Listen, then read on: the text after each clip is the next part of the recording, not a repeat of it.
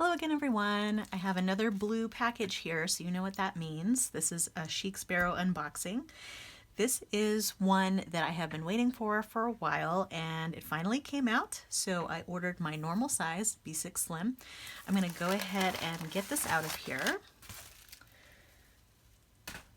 So this is a March Hare, and I know they have a lot of variations, so I'm really eager to see. Oh, what a cute little sticker. I'm really eager to see which variation I got. I did not put any order notes in, so I kind of left it to chance. All right, and this is the Cascade model. Ooh, oh, that's really pretty. So it looks like this is probably kind of in the middle, I would say, of the different colors I've seen. I've seen some that are quite a bit lighter, and I've seen some that are a little bit darker. But this is gorgeous.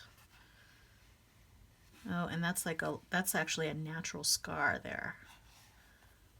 Cool. I am totally good with natural variation in my leather. It looks a little lighter on camera. It's nighttime because it's nighttime earlier these days. So to me, it's looking a little bit more of a sort of a chocolate milk brown color, and it looks more tan on the camera. Let me see if I can get it up closer and get a more accurate color. No, it's still showing up a little bit tan. But, well, just know that this is a little different and it's kind of hard to capture. But it definitely looks like there's a lot of variation. I am a fan of a lot of variation, so I am happy with that. Just looking, it almost looks like it's been crinkled up. It's very pretty. And it looks like there's two little cut marks, and it definitely looks like this is part of the leather. It wasn't necessarily something that happened like while it was on the maker's table. All right. Oh, this is pretty. I really like this variation too. It looks a little bit darker inside. Again, the camera is just not really capturing it well, but this is gorgeous. When it's so smooth, it feels really, really soft. And inside it has sort of a suede-like feel. And I really like these dark elastics with it. And you can kind of see the variation. So this one's a little lighter here. And then we have some almost, to me it looks like a little bit of a red tone, but you can't tell. And this on the camera actually looks a little green, which is so strange because that is not the color. Yeah.